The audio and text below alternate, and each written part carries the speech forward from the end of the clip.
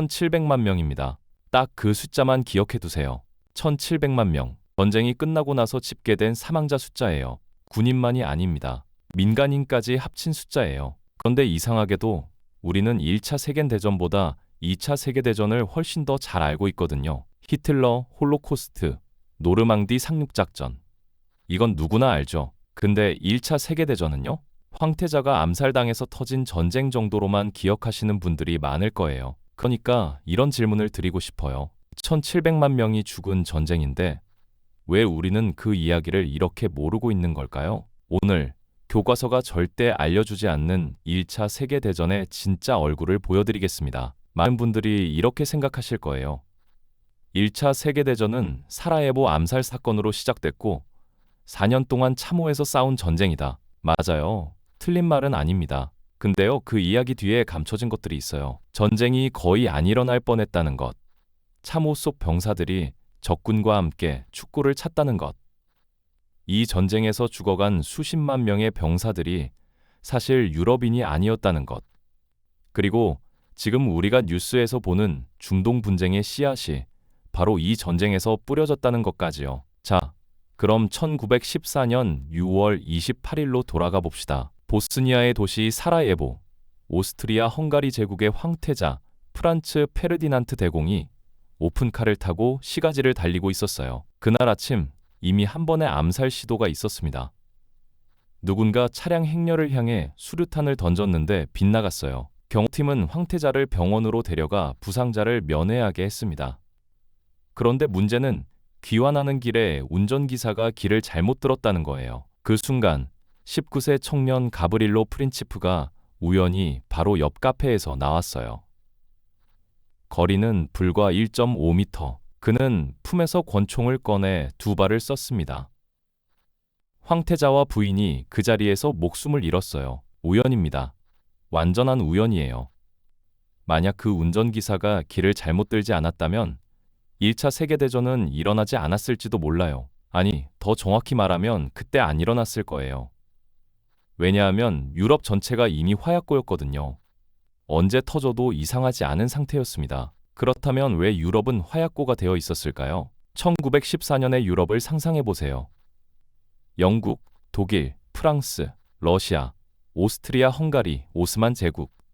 이 거대한 제국들이 서로 무기를 쌓아가면서 동맹을 맺고 있었어요. 마치 아파트 단지 전체에 가스가 충만한데 모두가 손에 라이터를 들고 있는 것과 같은 상태였습니다. 누가 먼저 켜느냐의 문제였을 뿐이에요. 독일은 1870년 프랑스과 프로이센 전쟁에서 이긴 뒤 급격히 강해졌고 영국의 해군 패권에 도전하고 있었어요. 영국은 저들이 계속 커지면 우리 자리가 없어진다고 느꼈죠. 러시아는 슬라브 민족의 형님을 자처하면서 발칸 반도의 영향력을 키우고 싶었고 오스트리아 헝가리는 저 슬라브 민족주의자들이 제국을 쪼갤 거이라고 두려워했어요. 이 복잡한 공포와 욕망이 얽혀서 두 개의 동맹 블록을 만들었습니다. 삼국 동맹과 삼국 협상. 한 나라가 전쟁을 시작하면 자동으로 모든 나라가 끌려 들어오는 구조였어요. 마치 어느 한 사람이 당기면 모두 함께 넘어지는 도미노 게임 같았습니다. 그런데 저도 이 부분을 조사하면서 정말 충격을 받았어요. 암살 사건이 터진 뒤 1914년 7월 한 달 동안 전쟁을 막을 기회가 여러 번 있었거든요. 오스트리아 외무장관 베르토르트는 세르비아에 최후 통첩을 보내면서 일부러 절대 받아들이지 못할 조건을 집어넣었어요. 전쟁을 원했기 때문이에요. 그런데 세르비아가 그 조건 대부분을 수락하겠다고 했습니다. 거의 모든 걸 받아들인 거예요. 그래도 오스트리아는 선전포고를 했어요. 전쟁을 원하는 사람들이 이미 결심을 굳힌 상태였던 거예요. 미국 외무장관 에드워드 그레이는 자신의 서재 창밖을 바라보며 이런 말을 남겼습니다. 유럽 전역에서 등불이 꺼지고 있다. 우리 세대에는 다시 켜지지 않을 것이다. 당시 그게 무슨 말인지 아무도 몰랐어요. 지금 우리는 알지만요. 전쟁이 시작됐습니다. 독일은 프랑스를 빠르게 제압하고 러시아도 이길 수 있다는 슐리펜 계획을 갖고 있었어요. 6주 안에 프랑스를 꺾고 동쪽으로 방향을 돌리겠다는 계획이었죠. 근데 이 계획에는 한 가지 문제가 있었어요. 프랑스로 가려면 벨기에를 통과해야 했는데 벨기에는 중립국이었거든요. 독일이 벨기에를 침공하자 영국이 참전 이유를 찾았습니다. 그렇게 하나씩 하나씩 도미노가 쓰러졌어요. 전쟁은 누구도 예상하지 못한 규모로 커졌습니다. 그리고 모든 사람들이 가장 잘못 알고 있는 것 하나가 있어요. 당시 유럽의 젊은이들은 이 전쟁이 크리스마스 전에 끝날 것이라고 믿었다는 겁니다. 징병소 앞에 청년들이 꽃을 들고 줄을 섰어요. 축제 분위기였습니다. 프랑스 북부, 벨기에 국경 근처.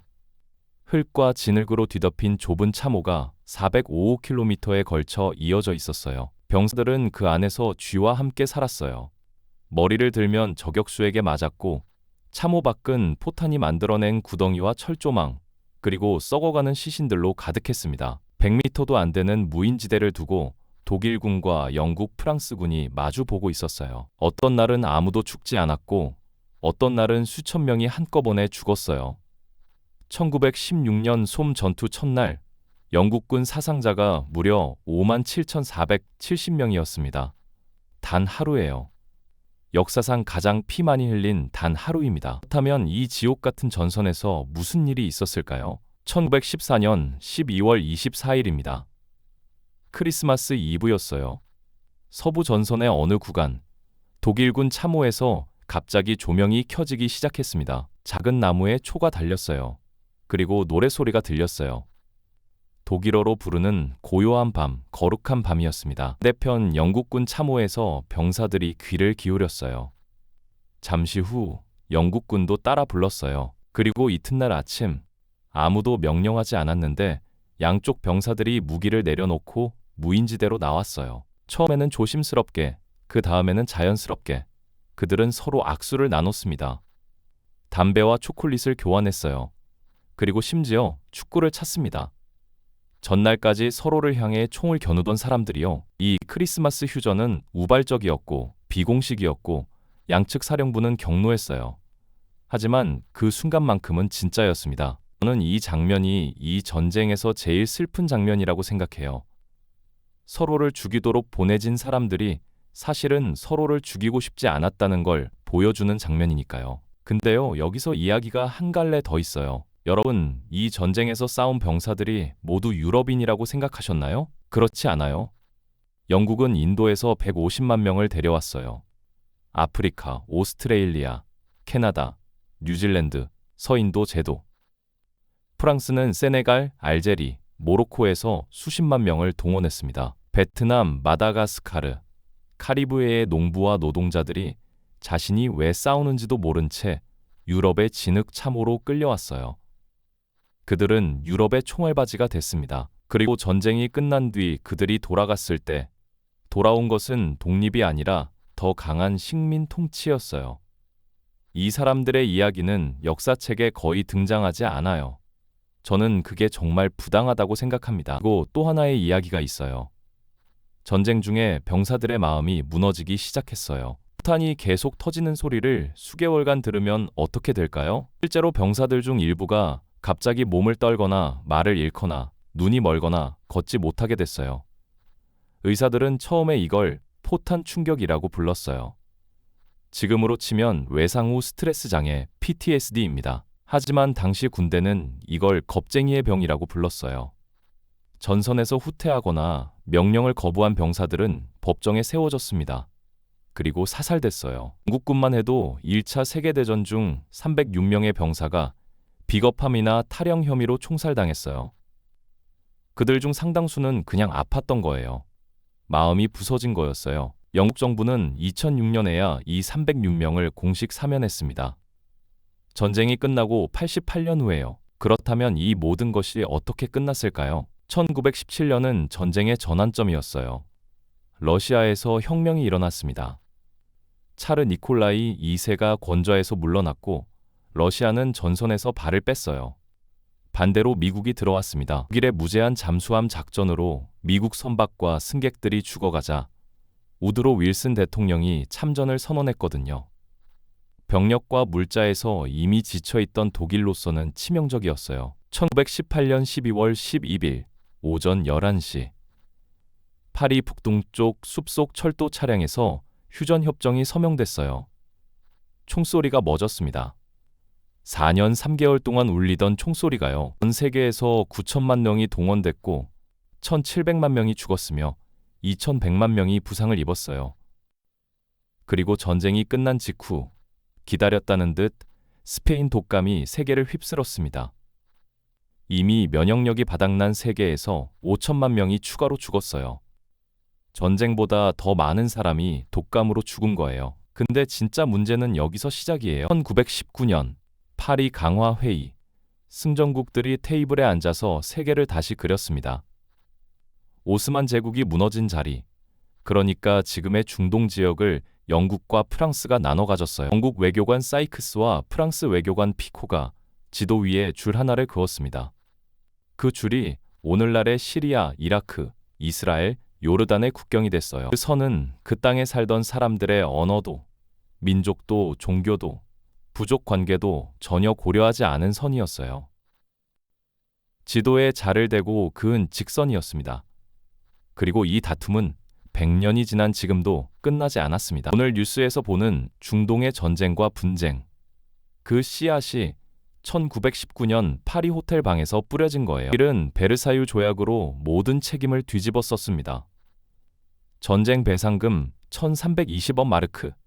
상상할 수 없는 금액이에요. 독일 경제는 무너졌고 국민들은 굶주렸으며 수치감에 휩싸였습니다. 그 분노가 향한 곳이 어딘지 우리는 알고 있어요. 20년 뒤 그 분노 위에서 히틀러가 권력을 잡았습니다. 1차 세계대전은 2차 세계대전의 씨앗이었던 거예요. 끝이 시작이었고 시작이 또 다른 끝을 불렀습니다.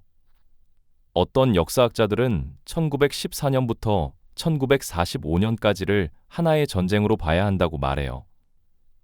그 관점에서 보면 황태자의 암살에서 시작된 하나의 도화선이 30년 동안 타들어간 것이고 히로시마와 나가사키에서야 비로소 꺼진 겁니다. 저는 오늘 가장 기억에 남기고 싶은 장면이 따로 있어요.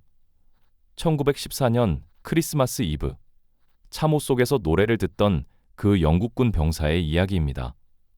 그 병사는 다음날 독일군과 악수를 나눴어요. 하지만 며칠 뒤 다시 총을 들어야 했습니다. 전쟁은 계속됐으니까요. 그는 살아남았을까요? 아무도 모릅니다. 기록이 없어요. 그날 참호를 빠져나온 수백 명의 병사들 대부분은 이름도 남기지 못했습니다. 1,700만 명. 다시 처음으로 돌아왔어요. 이 숫자는 숫자가 아니에요. 한 사람 한 사람이 크리스마스 이브에 노래를 부르고 싶었던 사람들입니다. 집에 돌아가고 싶었던 사람들이에요. 우리가 이 전쟁을 제대로 기억해야 하는 이유는 그 사람들이 어떻게 죽었는지가 아니라 어떻게 살고 싶었는지를 기억하기 위해서예요. 지금 세계 곳곳에서 국가들이 다시 무기를 쌓고 동맹을 재편하고 적을 정의하고 있어요. 1914년과 너무 닮아 보인다는 이야기를 역사학자들이 하고 있습니다. 그렇다면 우리에게는 어떤 선택이 남아 있는 걸까요? 그 답은 역사 안에 있을지도 모릅니다. 아니, 어쩌면 그 크리스마스 이브, 참호 밖으로 걸어 나온 병사들 속에 있을지도 몰라요. 이 이야기가 의미 있으셨다면 좋아요와 구독으로 함께 해주세요. 더 많은 사람들이 이 이야기를 알게 되는데 여러분의 클릭 하나가 큰 힘이 됩니다.